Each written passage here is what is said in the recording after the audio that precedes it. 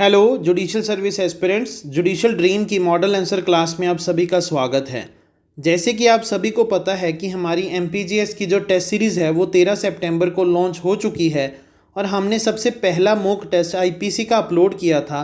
उसके बाद हमने सीपीसी का मॉक टेस्ट अपलोड किया था और आज हमने सीआरपीसी का मॉक टेस्ट अपलोड किया है। जिन भी स्टूडेंट्स ने हमारी टेस्ट सीरीज़ को बाय किया है उनके लिए ऑल द बेस्ट, और जिन भी स्टूडेंट्स ने अभी तक हमारी टेस्ट सीरीज़ को बाय नहीं किया है वो हमारी इंडिविजुअल मॉक टेस्ट को भी बाय कर सकते हैं और उसे एनालाइज करने के बाद डिसाइड कर सकते हैं कि उन्हें हमारी फुल टेस्ट सीरीज़ को ख़रीदना चाहिए या फिर नहीं ख़रीदना चाहिए। अगर उनके मन में कोई भी डाउट है तो वो ब्रोशर में दिए हुए कॉन्टैक्ट नंबर पर कॉल करके उस डाउट को कभी भी क्लियर करवा सकते हैं।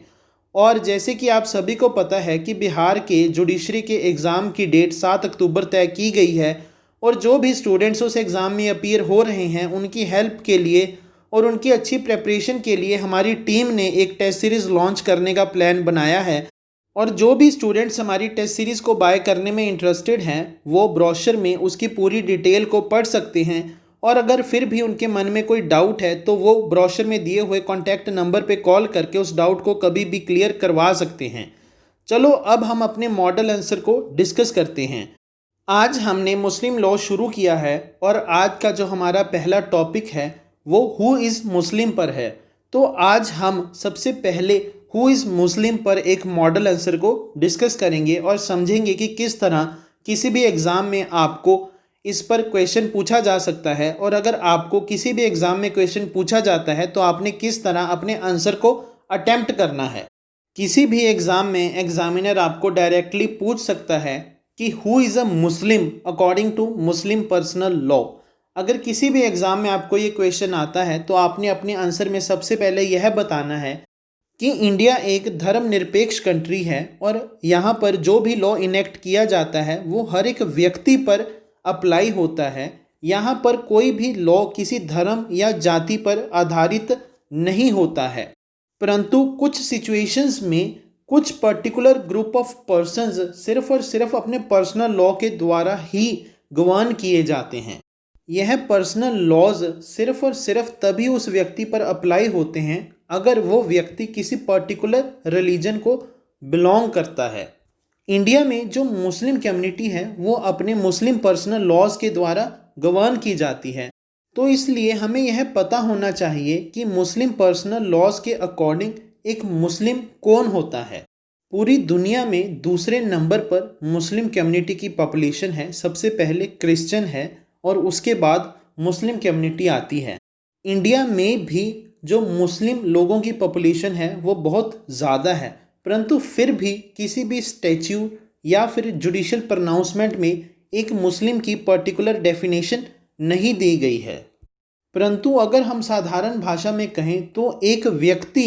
तब मुस्लिम कंसीडर किया जाता है अगर वो इस्लाम धर्म को फॉलो करता है। यहाँ पर इस्लाम का मतलब है submission to the will of God. So अगर कोई भी व्यक्ति अपनी पूरी लाइफ को अल्लाह के लिए डेडिकेट कर देता है और वो सिर्फ और सिर्फ अल्लाह में ही विश्वास रखता है और उसे यह लगता है कि विदाउट द परमिशन ऑफ अल्लाह कुछ भी नहीं हो सकता, तो हम उसे मुस्लिम कंसिडर करते हैं। According to Muslim personal law a person can be Muslim by two ways. The first one is by birth और दूसरा बाय कन्वर्जन। सबसे पहले हम अपने आंसर में मुस्लिम बाय बर्थ को एक्सप्लेन करेंगे और बताएंगे कि मुस्लिम पर्सनल लॉ के अकॉर्डिंग अगर किसी भी बच्चे के पेरेंट्स यानी कि माता और पिता मुस्लिम हैं तो हम उस बच्चे को मुस्लिम कंसिडर करेंगे। परंतु अगर किसी भी केस में उस बच्चे का एक पेरेंट यानी कि या तो माता या फिर पिता मुस्लिम है और दूसरा पेरेंट नॉन मुस्लिम है, परंतु उस बच्चे की ब्रॉटअप एज अ मुस्लिम हुई है, तो उस केस में हम उस बच्चे को मुस्लिम कंसिडर करेंगे।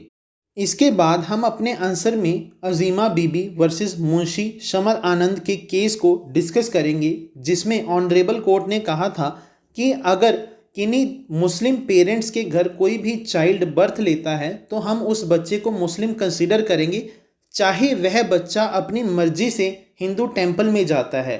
परंतु अगर वो बच्चा मेजर होने के बाद अपने धर्म को परिवर्तित कर लेता है और किसी और रिलीजन को मानने लग जाता है, तो उस केस में हम उसे मुस्लिम नहीं कंसिडर करेंगे। परंतु जब तक वह दूसरे रिलीजन में कन्वर्ट नहीं होता है तब तक हम उसे मुस्लिम ही कंसिडर करेंगे। इसके बाद हम अपने आंसर में मुस्लिम बाय कन्वर्जन को एक्सप्लेन करेंगे और बताएंगे कि अगर कोई भी व्यक्ति नॉन मुस्लिम है परंतु वो मुस्लिम रिलीजन में कन्वर्ट हो जाता है तो उस केस में हम उसे मुस्लिम ही कंसिडर करेंगे। परंतु जब वो मुस्लिम रिलीजन में कन्वर्ट होता है उस टाइम पे वह साउंड माइंड का होना चाहिए और मेजर होना चाहिए। According to Muslim personal law जो कन्वर्जन है वो दो तरीके से हो सकती है। The first one is by declaration and the second one is by reading the kalma. सबसे पहले हम अपने आंसर में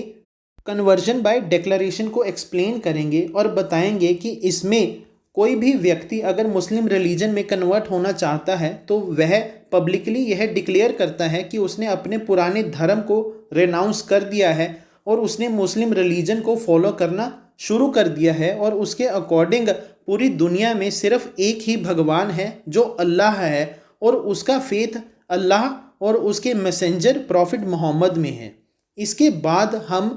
कन्वर्जन बाय रीडिंग द कलमा को एक्सप्लेन करेंगे और उसमें बताएंगे कि अगर कोई भी व्यक्ति मस्जिद में जाकर मौलवी के सामने कुरान में से कलमा पढ़ लेता है और उसके बाद जो मौलवी है उसे मुस्लिम नाम दे देता है तो मुस्लिम नाम अडॉप्ट करने के बाद हम उसे मुस्लिम कंसिडर करेंगे। इसके बाद हम अपने आंसर में lily Thomas versus union of India के केस को डिस्कस करेंगे जिसमें सुप्रीम कोर्ट ने कहा था कि आर्टिकल 25 ऑफ इंडियन कॉन्स्टिट्यूशन के अकॉर्डिंग यह एक व्यक्ति का फंडामेंटल राइट है कि वो किसी भी धर्म को फॉलो कर सकता है और वह किसी दूसरे धर्म में कन्वर्ट हो सकता है,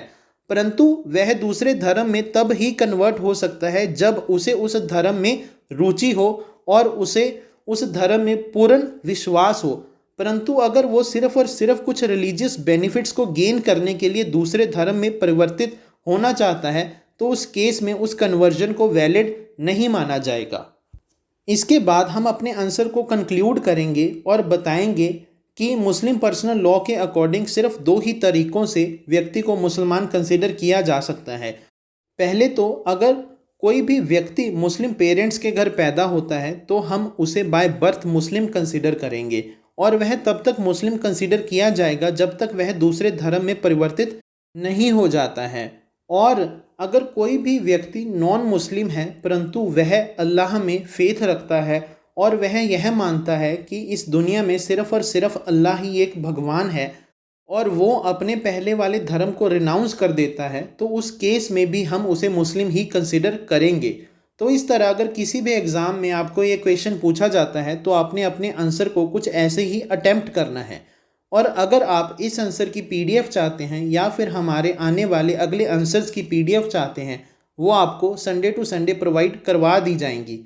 और अगर आपको हमारी कंसेप्ट क्लासेस समझ में आ रही हैं और आप इन्हें पसंद भी करते हैं तो आप हमारी हर एक वीडियो को शेयर करें, हमारे चैनल को सब्सक्राइब करें,